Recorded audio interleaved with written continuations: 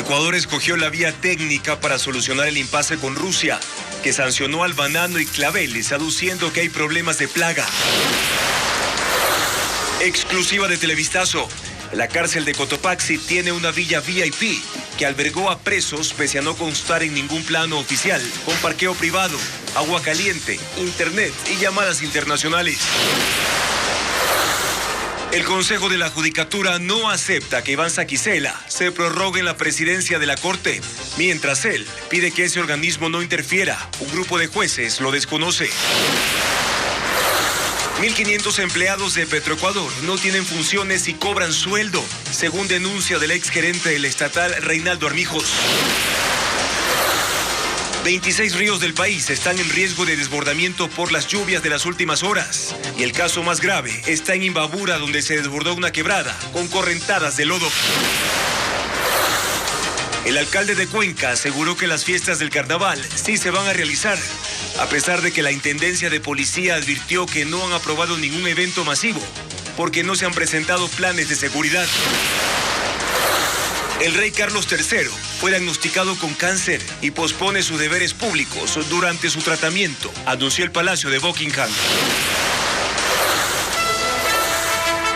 Televistazo estelar con Juan Carlos Aisprúa.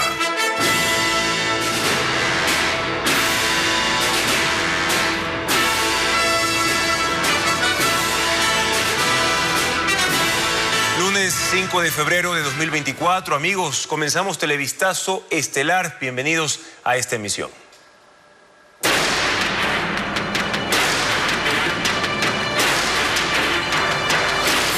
Rusia y Ecuador, la represalia de Putin.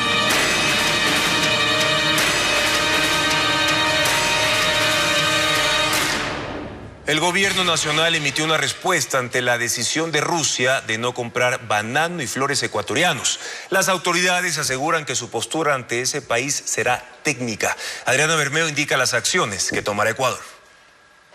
Después de 2 días de reuniones, la tarde de este lunes se conoció el pronunciamiento de Ecuador frente al pedido de Rusia de suspender las exportaciones de banano y flores. El gobierno evitó el diferendo diplomático y le dio un cariz técnico. En el comunicado de la Agencia de Regulación y Control Fito y Zoosanitario Agrocalidad se indicó que se elaboró una respuesta que será entregada en las próximas horas vía diplomática a las autoridades rusas. Agrocalidad también informó sobre 3 acciones. 1. Se notificó a exportadores y fincas que deben ejecutar un plan de acción para el manejo de plagas que implique el monitoreo en sitios de producción y empacadoras.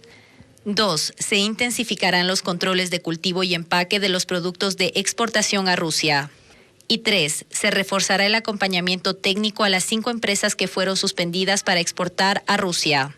En el documento se puntualiza que la mosca jorobada no es una plaga agrícola del banano, no ataca ni afecta a los cultivos, y que de los 7 millones de toneladas que se exportan a 76 destinos no se ha recibido ninguna notificación similar de otros países. Horas antes, el secretario de Comunicación, Roberto Izurieta, dijo a Ecuavisa que la decisión del gobierno fue tratar la situación con Rusia desde el ámbito técnico y que son los especialistas del Ministerio de Agricultura, de la Producción y de Agrocalidad quienes definieron el protocolo de acción. Es un debate que se está dando en Agrocalidad sobre productos bananeros. Tengo entendido que se había pedido una reunión formal en Rusia con la embajada. No tengo los resultados de la reunión. Este lunes también se conoció que la canciller Gabriela Sommerfield recibió al embajador de Rusia en Ecuador, Vladimir Sprinchan. En el encuentro se reiteró que el sector exportador y las autoridades ecuatorianas garantizan el estricto cumplimiento de los requisitos fitosanitarios a los productos que se envían a todos los mercados. La represalia de Rusia por el canje de material militar con Estados Unidos tiene consecuencias comerciales y generará pérdidas mensuales por más de $20 millones al sector bananero, mientras que los exportadores de claveles dejarán de enviar más de $1 millón en cargamento. Diego Cuenca describe el impacto. Desde ese lunes, 5 empresas ecuatorianas no podrán exportar banano a Rusia, porque ese país suspendió sus certificaciones.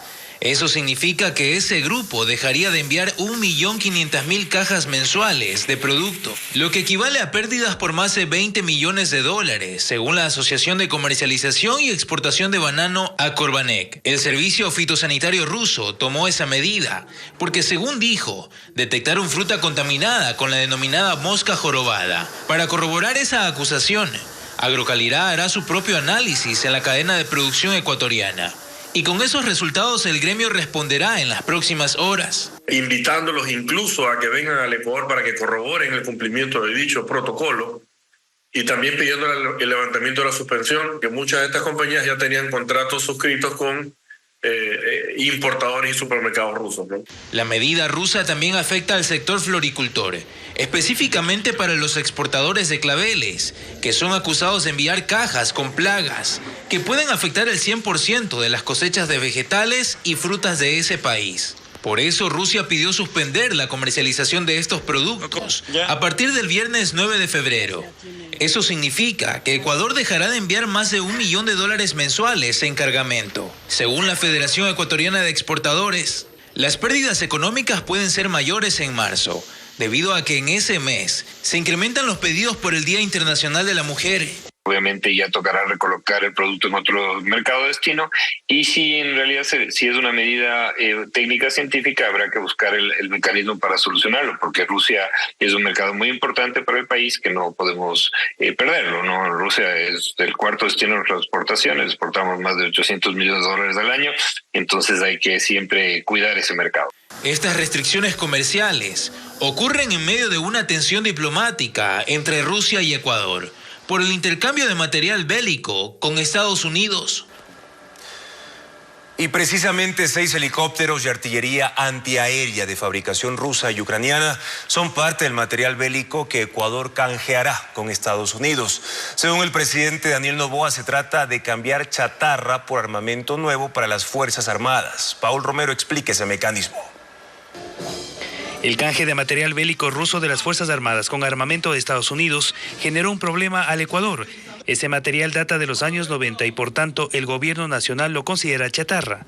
¿Cuál es el armamento de la polémica? Según fuentes militares, son 6 helicópteros MI adquiridos por la Brigada de Aviación del Ejército en 1997 que no están volando por falta de repuestos. 12 sistemas múltiples de lanzamiento de cohetes de largo alcance y 34 sistemas de defensa antiaérea de corto alcance. Sistemas portátiles con vehículos lanzacohetes BM-21 que el ejército utilizó durante el conflicto del Alto Cenepa. Este armamento fue adquirido en 1994 a Nicaragua, un año antes de la guerra con Perú en 1995. Según el presidente Daniel Noboa, se trata de chatarra militar que Estados Unidos canjeará por moderno armamento valorado en $200 millones. El mandatario la semana pasada dijo a Ecuavisa, antes que Rusia tome represalias. Este tipo. Nosotros no vamos a cortar relaciones con Rusia. Creo que la postura que ellos están manteniendo no es una postura adecuada, ya que nosotros también vivimos una guerra acá. La versión militar ratifica la versión presidencial. La guerra entre Rusia y Ucrania desabasteció el mercado y los fabricantes no tienen los componentes que requiere Ecuador para volver a operar las naves.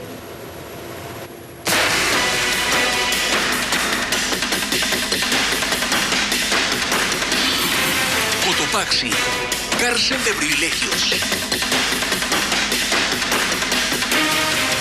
En exclusiva, un equipo de Ecuavisa ingresó a la cárcel de Latacunga en Cotopaxi, una de las más peligrosas del país.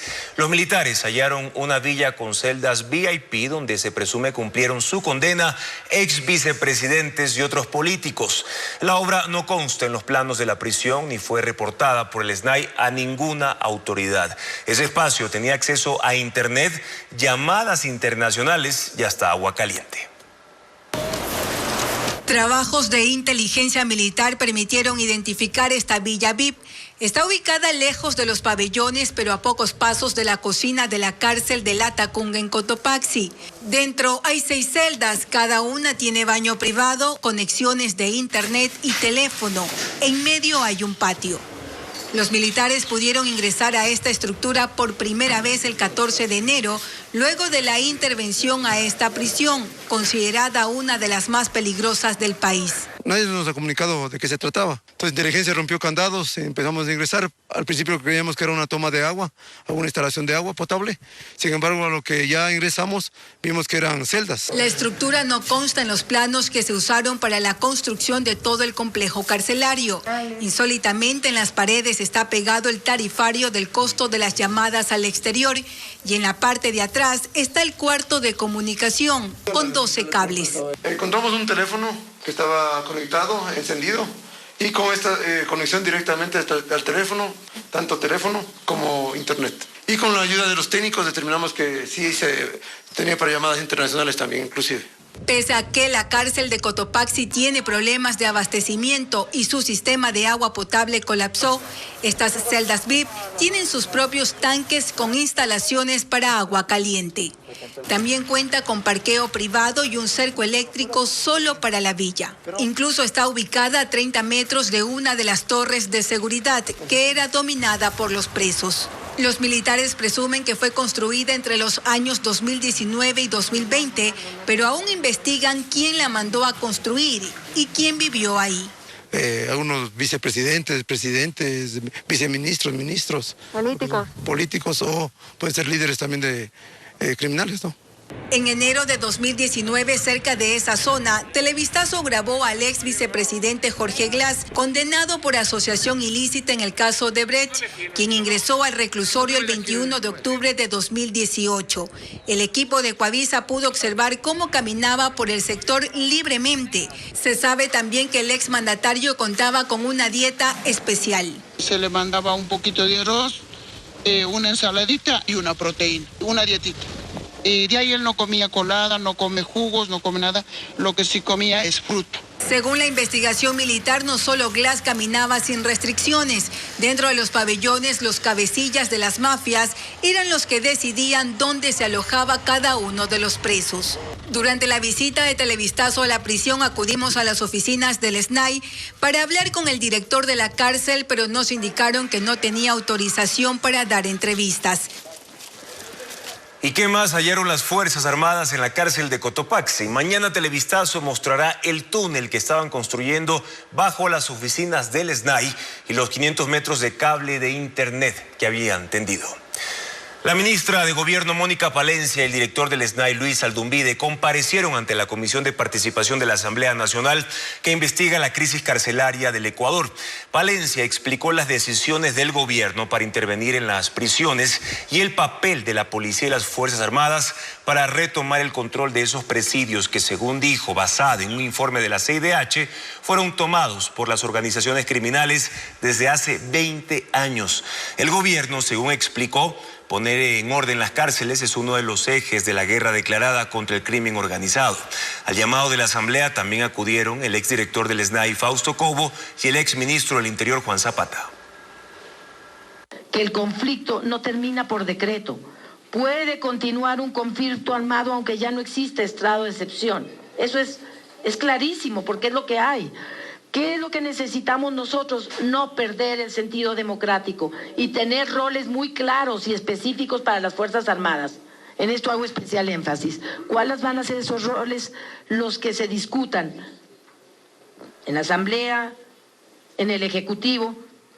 Las Fuerzas Armadas tienen que tener una actividad continua, por supuesto que sí, pero su rol fundamental es defender las estructuras fundamentales del Estado. Mientras que sigan en riesgo las estructuras fundamentales del Estado, las Fuerzas Armadas deben estar ahí. El Consejo de la Judicatura desconoce el pronunciamiento del procurador sobre la prórroga de los jueces de la Corte Nacional. Aclara que Iván Saquicela no tiene potestad para hacer ese tipo de consultas. Además dice que tratará con el presidente de la Corte que su pleno designe, como lo informa Jacqueline Rodas. El Consejo de la Judicatura desconoció el pronunciamiento del Procurador General del Estado, solicitado por el presidente de la Corte Nacional de Justicia, Iván Saquicela, sobre la prórroga de los 4 jueces que ya fueron cesados en funciones. En rueda de prensa, las autoridades del organismo dejaron claro que Saquicela no tiene potestad para hacer esa consulta. El señor doctor presidente de la Corte Nacional tiene la representación de la función judicial, Pero quien tiene la representación administrativa y de gobierno es el Consejo de la Judicatura y fundamentalmente su representante legal, que es el director general. Él sería el único que puede hacer las consultas. Por lo tanto, el dictamen del señor Procurador General del Estado no es vinculante para el Consejo de la Judicatura en la cuestión de la prórroga. El procurador emitió 2 pronunciamientos, uno sobre los jueces y otro para que Iván Saquicela se prorrogue en funciones. Al Consejo de la Judicatura le compete definir la situación de los jueces. Sobre la presidencia de la Corte, Álvaro Román dice que debe resolverlo su pleno. Deberán los jueces nacionales solucionar, porque ellos son el pleno de la Corte Nacional, es la nominadora del presidente de la Corte Nacional. A partir de mañana, ¿a qué presidente se van a dirigir ustedes? Tendremos que esperar a que se designa por parte del Pleno de la Corte Nacional. Hoy es el último día en funciones de Iván Saquicela en su periodo regular como presidente de la Corte Nacional. Con lo dicho por la Judicatura se vuelve a hablar de acefalía y es incierto quién será el titular desde mañana. Ahora, Iván Saquicela pidió al Consejo de la Judicatura que le extienda una acción de personal para poder seguir como presidente de la Corte Nacional de Justicia, mientras que los magistrados buscan autoconvocarse para poder designar a un subrogante. Fabiola Santana con las reacciones. Pugna por la presidencia de la Corte Nacional de Justicia. Iván Saquicela, quien terminó este lunes su periodo de 3 años, busca seguir en el cargo. En rueda de prensa defendió la consulta que hizo a la Procuraduría sobre su prórroga en funciones y anunció que pidió al Consejo de la Judicatura le extienda la acción de personal para continuar como presidente, pues el Pleno no designó al nuevo titular por falta de consenso. Porque si yo soy el presidente en funciones y hay un respaldo de la ley y de la Procuraduría General del Estado, que es obligatorio y vinculante, no podría el Consejo de la Judicatura no emitir una acción de personal. Y si no hubiere, sería una clara intromisión del Consejo de la Judicatura en el Pleno de la Corte Nacional de Justicia del Ecuador. Un grupo de jueces de la Corte busca autoconvocarse este martes para elegir a un presidente encargado. Para ello necesitan 12 respaldos y hasta la tarde de este lunes sumaban 11 de 17 miembros que tiene ahora la Corte entre jueces y con jueces titulares. Entonces, ¿qué nos queda? Reunirse el Pleno y analizar. Se puede analizar. ¿Es posible la prórroga? En el caso de que eso no corresponda, entonces, ¿qué nos queda? Hablar de una subrogación hasta que lleguen los jueces titulares y poder armar un pleno que tenga al menos el quórum necesario para poder elegir presidente. Si nosotros podemos absolver consultas sobre las normas, ¿cómo no vamos a poder resolver circunstancias propias nuestras? Los nombres que serán propuestos para reemplazar a Saquicela temporalmente son José Swing, Daniela Camacho y Alejandro Arteaga. Solo este martes se conocerá quién queda a la cabeza del máximo órgano de administración de justicia. El rey Carlos III de Inglaterra fue diagnosticado con cáncer. Los médicos detectaron señales de alerta cuando fue intervenido la semana pasada por agrandamiento de próstata. Sin embargo, la Casa Real sostuvo que no se trata de cáncer en esa glándula específicamente, pero no ha señalado dónde está el tumor. Desde Londres tenemos un reporte de la Alianza Informativa Latinoamericana.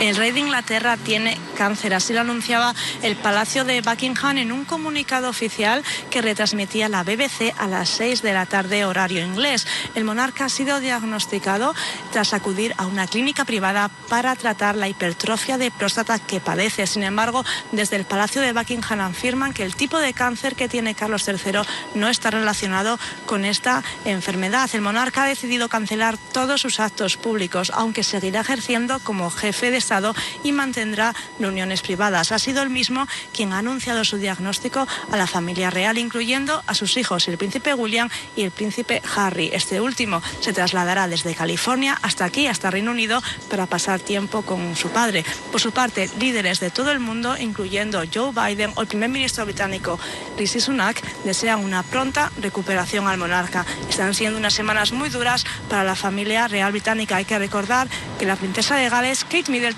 sigue convaleciente y recuperándose de una cirugía abdominal a la que fue sometida hace apenas unas semanas. Desde Londres, Covadonga Camblor para Ecuavisa. Y los incendios forestales en Chile ya dejan 122 personas fallecidas y 200 desaparecidas. El duelo nacional y la emergencia se mantienen mientras se conocen más imágenes de cómo el fuego ha consumido miles de hectáreas en los cerros de Valparaíso desde el fin de semana. Esta imagen, captada en el balneario de Reñaca, a 16 kilómetros del sitio de los incendios, muestra un cielo enrojecido y una densa capa de humo que tapaba el sol.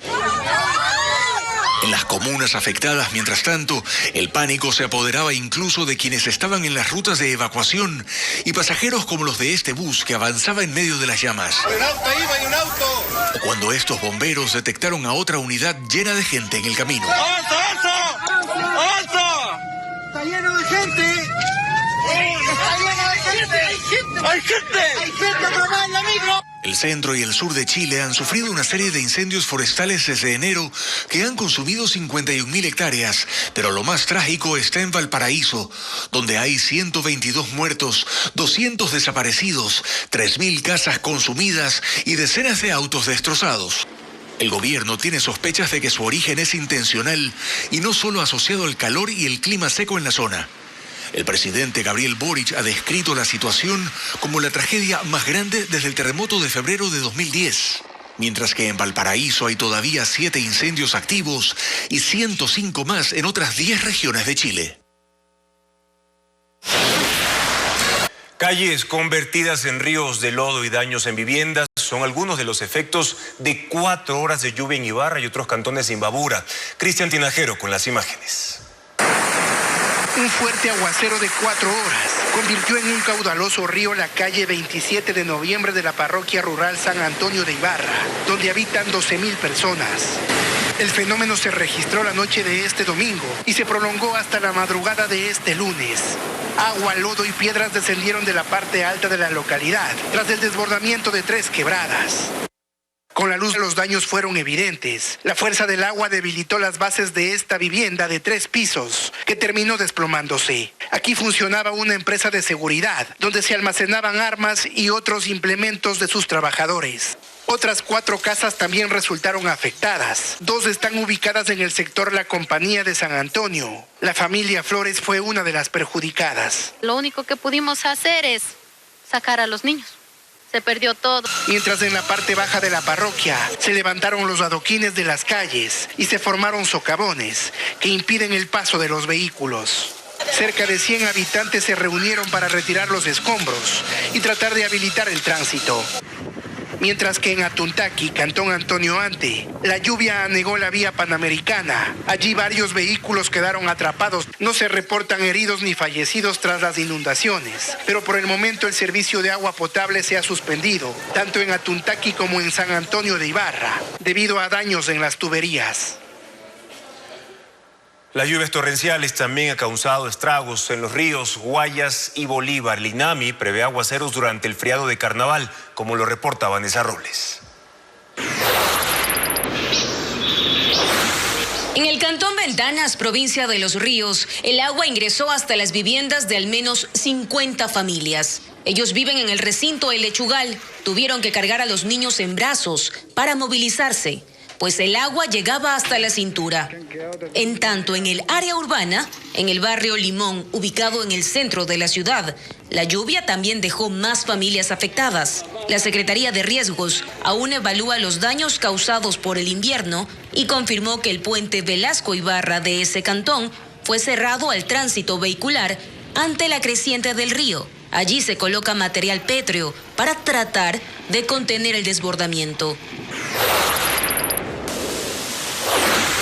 Soportó una lluvia de más de 6 horas, que según las autoridades, inundó al menos 20 avenidas y calles de Guayaquil, como la 25 de Julio, Quito, el sector de La Huangala. También hubo accidentes. En la vía a la costa, un vehículo se subió al parterre de retorno. Personal de tránsito atendió la emergencia, al igual que ocurrió con un taxi en el 1,5 kilómetros de la vía San Borondón. En el cantón Milagro, las cámaras del ECU 911 también captaron las calles anegadas a la altura del Mercado Central y Hospital del IES. En el Mercado La Dolorosa, los vehículos tuvieron problemas para transitar.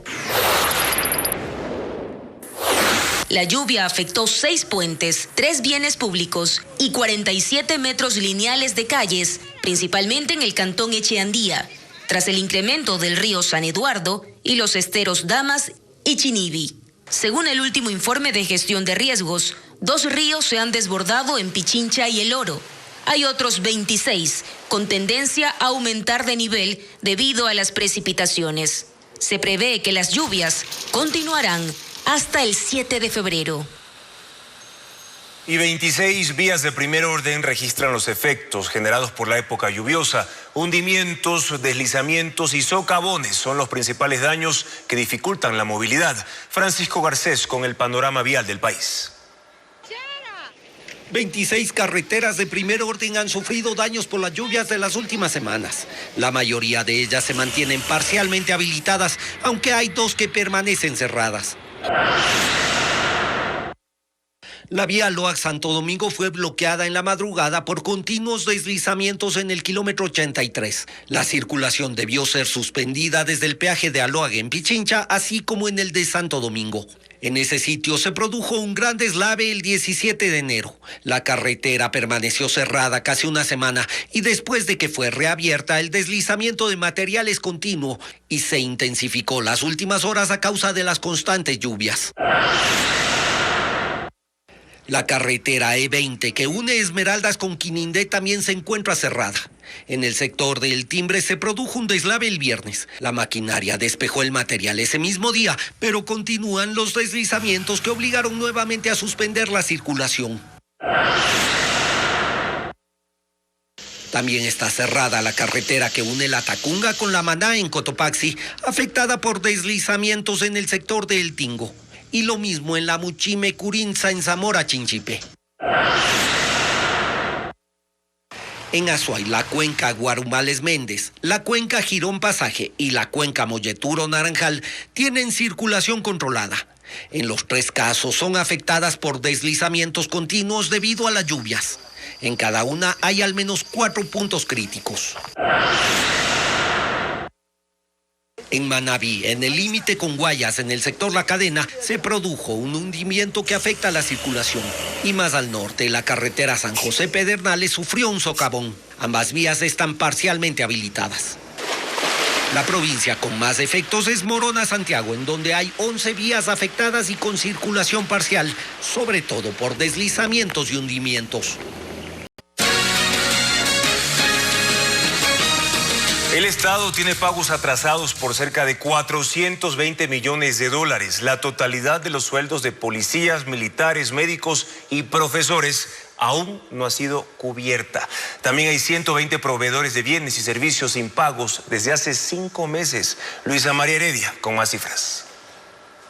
El gobierno tiene pagos atrasados por 419 millones de dólares. Pues en enero de 2024, en el presupuesto general del Estado se registraron gastos por 1.288 millones de dólares. Y hasta inicios de febrero se cancelaron solo 869 millones. La mayor parte de ese monto pendiente corresponde al pago de salarios de funcionarios. 371 millones que, según ha dicho el Ministerio de Finanzas, serán cubiertos siguiendo un plan de priorización de sueldos que puso primero a los servidores públicos de las áreas de salud, educación y seguridad. Hasta ahora, de los 92,7 millones de dólares que debía pagarse en sueldos a los militares, se han cancelado 83,8 millones. Para policías, en cambio, de un total de 98,2 millones, se han cubierto 95,2 millones. Con los ministerios de salud y educación, sí es mucho mayor. De 120 millones que el gobierno debe desembolsar para sueldos del sector salud,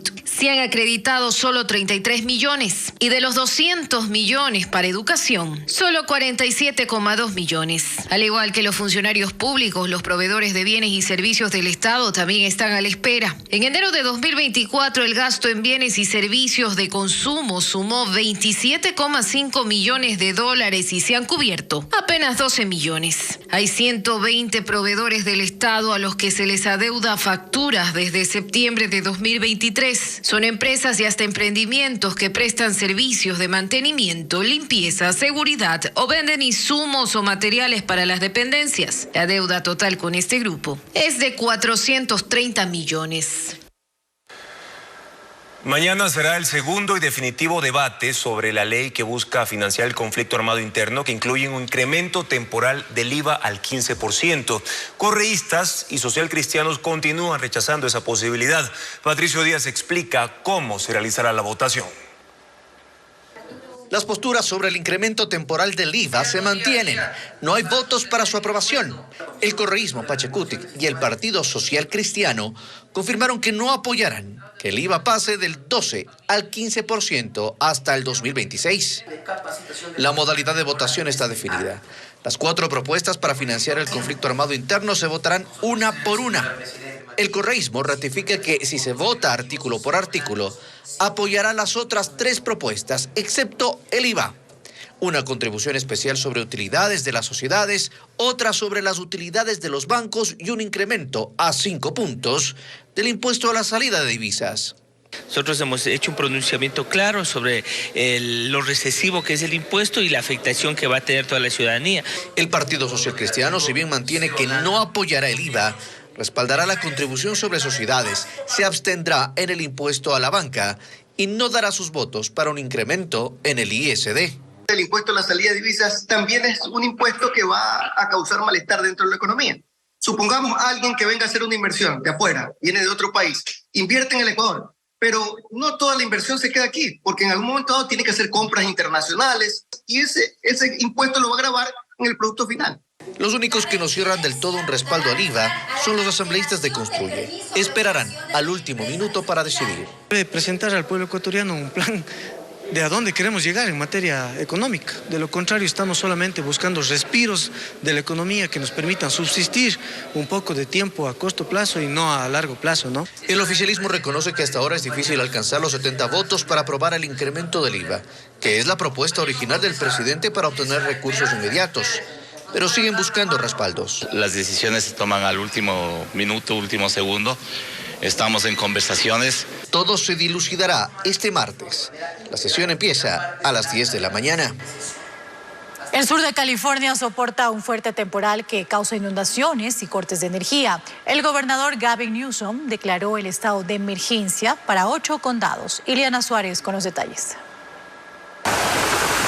Una alteración climática con altos niveles de humedad provoca lluvias e inundaciones en el sur de California. Las precipitaciones han causado leves avalanchas de lodo en valles y montañas que han bloqueado caminos, así como un fuerte oleaje en las zonas costeras. Unos 700,000 usuarios se quedaron sin electricidad esta madrugada. Decenas de vuelos desde y hacia el aeropuerto de Los Ángeles tuvieron retrasos o fueron cancelados. Debido a este evento, se llamó a los residentes de zonas específicas en Santa Bárbara, San José, Los Ángeles y el condado de Ventura a evacuar por el peligro de sufrir aludes o inundaciones. Según el servicio meteorológico, la peor tormenta se producirá el martes, por lo que el gobernador de California, Gavin Newsom, declaró estado de emergencia para 8 condados. El conteo de votos luego de las elecciones en El Salvador confirma el triunfo de Nayib Bukele y su reelección para los próximos 5 años. La seguridad ha sido la bandera de su gobierno y el nuevo periodo lo ejercerá además con el control absoluto del poder político, como informa Pedro Jiménez. Poco después de cerradas las urnas y con una multitud frente al Palacio Nacional, Nayib Bukele y su esposa Gabriela Rodríguez salieron al balcón a festejar. No se esperaba ninguna sorpresa respecto de los resultados. Para esa hora el escrutinio iba con retraso, pero desde el inicio del proceso los sondeos anunciaban el triunfo de Bukele, que él mismo confirmaba basado en las encuestas a boca de urna durante la tarde del domingo. Hemos ganado la presidencia de la República por segunda vez.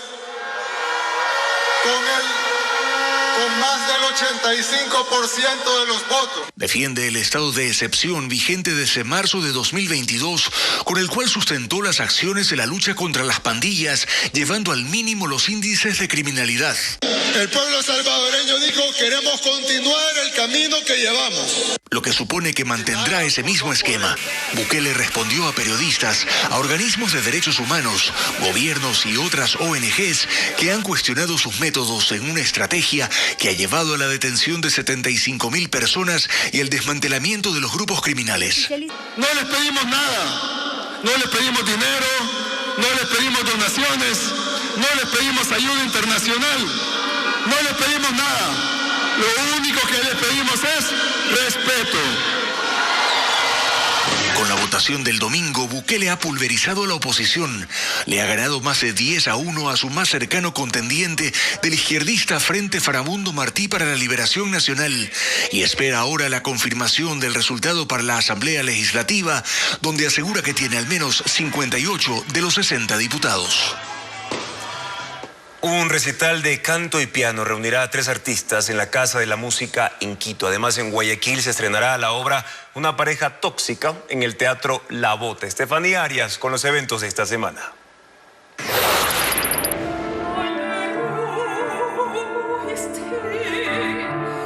La soprano Nancy Llanes y el pianista Daniel Brito estarán juntos en el escenario en el recital Canto y Piano, que se realizará en la Casa de la Música en Quito.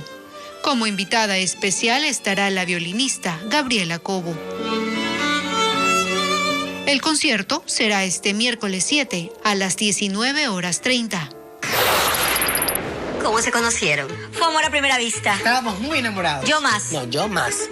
Tania y Rodrigo son una pareja tóxica que protagonizará una comedia que se estrenará en el Teatro La Bota, en el Malecón del Salado, en Guayaquil. Hilda Zaraguayo y Danilo Esteves representarán un matrimonio lleno de historias y ocurrencias un poco tóxicas. Es insoportable. ¿Qué? Pero si tú dijiste que yo me parecía a mi madre. Por eso. Las funciones serán este jueves 8 y viernes 9 a las 19:30. Son 30 obras en óleo y acrílico, denominadas Encuentro con la Luna.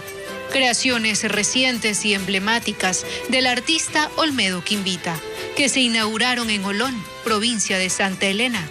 La muestra, que rinde homenaje a esa zona costera, estará abierta hasta abril en el hostal Galería de Arte, que lleva su nombre.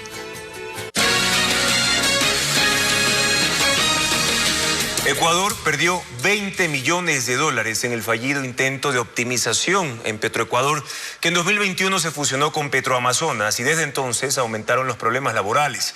Hoy tiene más de 10.000 trabajadores y en lo administrativo 1.500 personas no tienen funciones. Hernán Higuera con la situación. Petroecuador, la empresa pública más grande del país, tiene problemas administrativos no menos graves que los técnicos y operativos. Desde hace 3 años implementó la fusión con su par Petroamazonas para hacer una sola empresa e intentar la optimización de recursos humanos y técnicos. La idea era que la nueva Petroecuador mejore la producción y llegue a tener tal liquidez financiera para colocar sus ganancias en el mercado de valores y así generar más recursos para sus inversiones y mayores utilidades para el Estado. Las dos empresas se fusionaron en el 2021, pero la optimización ahora es un fracaso. Lo admite el exministro René Ortiz. Como está la empresa, no funciona. Como está la empresa, la estatal, no tiene futuro. Está en camino hacia la desaparición. El proceso de fusión identificó que 747 funcionarios públicos redundaban en funciones, por lo que con un crédito de $110 millones del BID se liquidó a 400. Las partes administrativas que estaban en Petroamazonas, Petroecuador, al momento de unirse, pudieran hacer las diferentes personas la misma actividad. Eso es lo que llamábamos redundancia. Los funcionarios que repiten funciones son 300, que ya no se pudieron liquidar por los recursos de amparo interpuestos por los sindicatos de trabajadores. Personas que vinieron, por ejemplo, de Petroamazonas tienen sueldos por encima. Me invento, por ejemplo, alguna de las personas puede ganar, un analista de un puesto, un experto de un puesto, puede ganar $5,000 cuando el puesto oficial es $2,300, $2,400. Cuando se hizo la fusión de Petroecuador con Petroamazonas, y ahí no hicieron esta homologación salarial. Actualmente, Petroecuador tiene más de 10.000 funcionarios, 6.000 son operativos y 4.000 administrativos. Destina $316.8 millones anuales en sueldos. Y la empresa enfrenta un grave conflicto laboral que pasa por el desorden, el derroche de recursos y hasta piponazgo. Así lo denuncia el exgerente Reinaldo Armijos, quien estuvo 6 días en ese cargo para detectar 1.500 funcionarios en exceso. Yo identifiqué formalmente muchas personas que no tienen actividades de vida. Unas están sobrecargadas y otras personas sencillamente no tienen trabajo. Al menos un 15% de las personas no tienen una actividad bien definida. Y el problema es que no generan los resultados que están. Entonces, si tú no generas resultados con personas que tienes ahí, pues sencillamente estás despilfarrando el dinero. En áreas como logística y abastecimiento, el área legal, talento humano, servicios corporativos y seguridad industrial. Ese caos le significa pérdidas al Ecuador. Eso es porque se ha metido más gente. Se metió gente. Esos son cuotas. Son cuotas políticas. La fusionada empresa pública Petroecuador es además la protagonista de 3.296 juicios laborales, como demandante y como demandada. Entre que se defiende y reclama, gasta más de 2.500 millones de dólares según este informe de gestión, y cada año esos montos aumentan. El 80% de sus contratos de servicios, como el mantenimiento de campamentos, vehículos, ductos, alimentación y seguridad, no han sido renovados, pero se mantienen bajo convenios de pago en condiciones adversas para la empresa y el país, que termina sometida a pagar por lo que no necesita. ¿Cuánto derrocha en esas inacciones? La cifra no existe.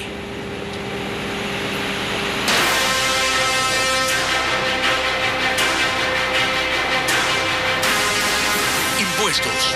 Todo dependerá del veto. La ministra de Energía, Andrea Robo, confirmó hoy en Contacto Directo que está en marcha el plan de focalización del subsidio de los combustibles. También dijo que paralelamente se analizan compensaciones para afectar lo menos posible a la población. La eliminación de los subsidios. Cuando la ministra habla de los subsidios se refiere específicamente a dos tipos de combustible, el diésel y la gasolina de 87 octanos, que en la sierra se conoce como extra y en la costa como ecopaís.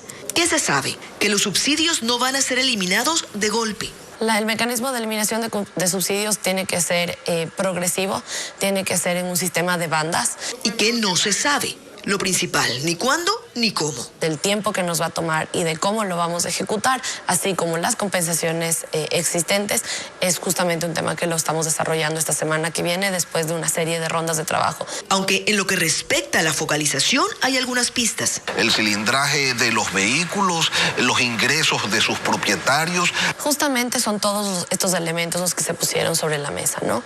El uno sí es un tema de cilindraje, el otro es un cruce de todas las cuentas junto con el SRI, la actividad económica de una persona, el tipo de vehículo para que sea afín a esta actividad económica, junto con los ingresos que tenga y el patrimonio del que disponga. En el tema del diésel, la ministra explica que no solo les interesa la focalización de los subsidios, sino la reducción del contrabando. Que no se nos vaya nuestro combustible de una manera que pueda seguir financiando al crimen organizado. Entonces, enfocarnos en que no hayan pinchazos, en que no haya contrabando por mar y por tierra, porque esos son recursos que nosotros estamos perdiendo como Estado. El plan será presentado al presidente Noboa esta misma semana, aunque aún está puliéndose, así que todavía no hay fecha para su implementación. En distintos fallos, la Corte Constitucional ha recalcado que la iniciativa presidencial para proponer la creación, modificación y supresión de impuestos es indelegable. Sin excepciones, el Alto Tribunal ha manifestado que no le compete a la Asamblea Nacional la incorporación de nuevos tributos en los proyectos que remita el Ejecutivo. Aquí un análisis. No falta jurisprudencia en el país sobre la inconstitucionalidad de la acción legislativa a la hora de proponer tributos. La Corte Constitucional en varias oportunidades se ha pronunciado al respecto. Empecemos por la creación de exenciones tributarias. En 2018 la Asamblea Nacional aprobó el proyecto de ley orgánica de las personas adultas mayores. Allí se incorporó un nuevo tipo de gasto deducible del impuesto a la renta. En marzo del 2019, la Corte declaró su inconstitucionalidad porque esa iniciativa no había sido propuesta por el presidente de la República. La Asamblea también ha intentado eliminar tributos. Quiso tirar abajo la Ley Orgánica de Desarrollo Económico y Sostenibilidad Fiscal tras la pandemia del COVID-19. Esa ley, que fue presentada por el gobierno de Guillermo Lasso y que entró en vigencia por el Ministerio de la Ley tras la abstención de los legisladores correístas, quisieron derogarla en la Asamblea. Sin embargo, la Corte paró esa intención al señalar que la Rectoría de Impuestos, Política Fiscal y Finanzas Públicas le corresponde a la función ejecutiva. Otra sentencia de inconstitucionalidad en materia tributaria se generó en relación a la Ley de Fomento Ambiental, que entró en vigencia por el Ministerio de la Ley en el 2011. La Corte se tomó su tiempo. En el 2022 llegó su pronunciamiento dejando sin piso el incremento del impuesto a la salida de divisas del 2 al 5%, el impuesto a las botellas plásticas, así como la distribución de las utilidades del sector petrolero y minero que se establecieron en un 3% para los trabajadores y el 12% para el Estado. En esa ocasión, el motivo de la inconstitucionalidad fue la falta de unidad de materia. Sin embargo, la Corte extendió hasta fines del 2023 su vigencia para darle tiempo al Estado de suplir los ingresos que la inconstitucional ley generaba. El subsecretario de la Oficina de Asuntos Antinarcóticos de los Estados Unidos, Todd Robinson, llegará a Ecuador el miércoles. El funcionario revisará la cooperación para la lucha contra la delincuencia organizada y el narcotráfico que fue firmada con el gobierno. Paul Romero informa. Una nueva delegación del gobierno de Estados Unidos visitará el Ecuador para continuar con los proyectos de cooperación en la lucha contra el narcotráfico. El próximo miércoles llegarán el subsecretario de Estado de la Oficina de Asuntos Antinarcóticos, Todd Robinson, y el subsecretario adjunto de la Oficina de Asuntos del Hemisferio Occidental, Kevin Sullivan. En la agenda constan reuniones con el presidente Daniel Noboa, los ministros del Frente de Seguridad, los oficiales que dirigen las unidades antidrogas de la Policía y Fuerzas Armadas. Según la Embajada de Estados Unidos, en Guayaquil y Quito, el subsecretario Robinson trabajará con sus homólogos ecuatorianos para fomentar el apoyo de los Estados Unidos a la lucha del Ecuador contra los terribles niveles de violencia a manos de elementos narcocriminales. El funcionario revisará los programas que tienen apoyo de la Oficina de Asuntos Antinarcóticos de Estados Unidos, entre ellos la implementación tecnológica para el intercambio de información e inteligencia con la Policía y Fuerzas Armadas. Se trata de la segunda visita de una delegación de Estados Unidos al Ecuador en 15 días. El 23 de enero llegó la general Laura Richardson, jefa del Comando Sur, para acelerar los proyectos de intercambio de inteligencia, combate a la actividad cibernética maliciosa e implementación de reformas penitenciarias. La policía capturó a 8 integrantes de la banda criminal Los Choneros. 2 de los aprehendidos son considerados objetivos de alto valor por tratarse de cabecillas de esta estructura calificada de hecho como terrorista por el gobierno nacional.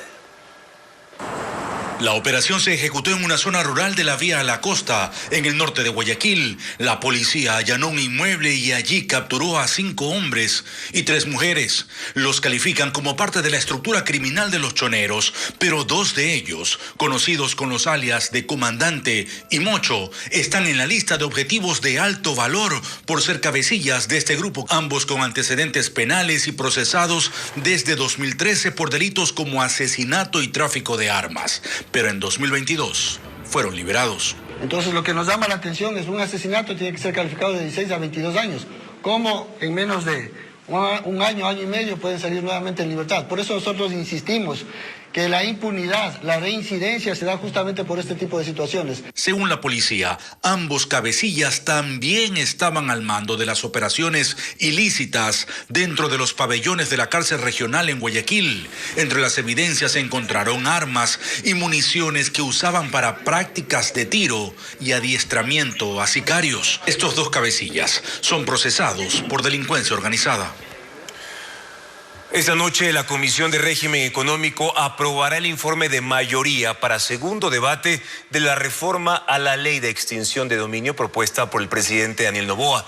Aunque la iniciativa originalmente era que ese mecanismo se aplique sin sentencia previa, Patricio Díaz indica que la mesa tuvo que ceder en parte esa posibilidad. Veamos.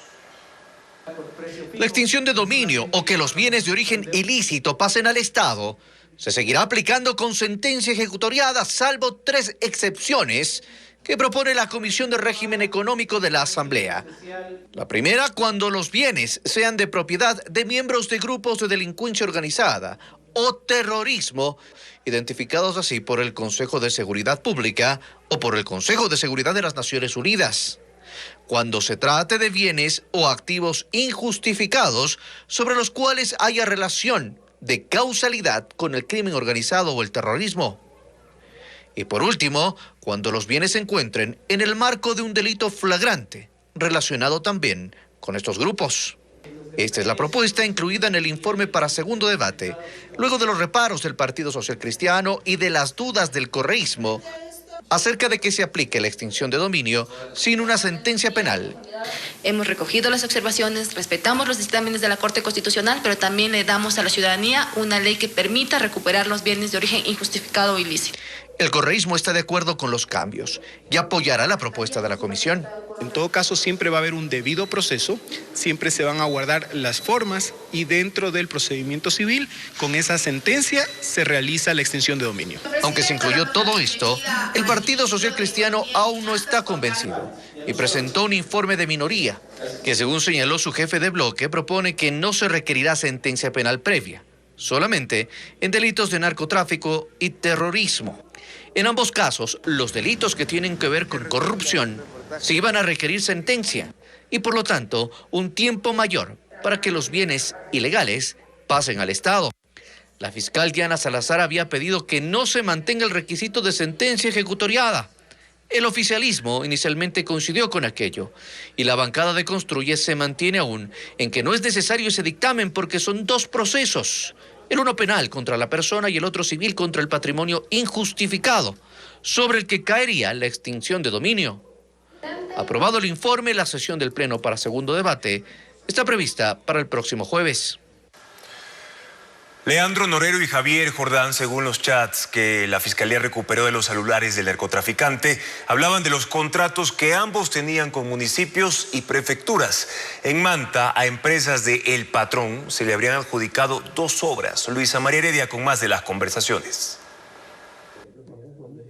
En los chats con el narcotraficante Leandro Norero, el usuario que Fiscalía atribuye a Javier Jordán, empresario que ya era investigado por corrupción hospitalaria desde la pandemia y que ahora ha sido vinculado al caso Metástasis, se queja del atraso en los pagos de contratos con municipios y prefecturas, de los que era beneficiario. No especifica cuáles son ni cuántos. Aunque en la sustentación de la teoría del caso, la fiscal general Diana Salazar precisó que Javier Jordán, por medio de un entramado de empresas, aún tiene negocios con los GATS de Manabí y Guayas. El siguiente diálogo data del 30 de junio de 2022. ¿Y qué más, ñaño? ¿Qué cuentas? Ñaño, va todo por tu lado. Por mi lado, la plena apretado. Julio no me pagaron en ningún lado y tengo que seguir. Gobierno no manda la plata a los GATS. Ya tengo las retenciones, pero no me llega el dinero. Y tengo un tuco de contratos. En otra conversación que tiene fecha 17 de julio, Jordán incluso menciona el monto de sus ganancias. Mi empresa este año ha sacado como 8 palos en efectivo de como 40 que he contratado ahí. Belleza. Usted sí sabe. A lo dicho por Jordán, Leandro Norero responde con una frase que el Ministerio Público relaciona con una denuncia que fue presentada luego de la detención del patrón por el asesinado candidato a la presidencia Fernando Villavicencio sobre 2 contratos con el municipio de Manta para la construcción y pavimentación de vías, que se adjudicó a 2 empresas que la Fiscalía sospecha eran de Norero, aunque estaban a nombre de testaferros. A mí sí me paga el GAT.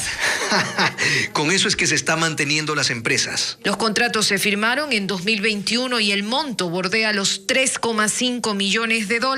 En los chats que el Ministerio Público recuperó de sus celulares, el narcotraficante por esos días se refiere también a una prefectura en particular que le preocupa. Cayeron un poco de gente de Cotopaxi. Se le van encima. Todo va a reventar. La conversación tiene fecha de julio 2022, mismo mes en que la Fiscalía procesó al entonces prefecto de Cotopaxi, Jorge Guamán.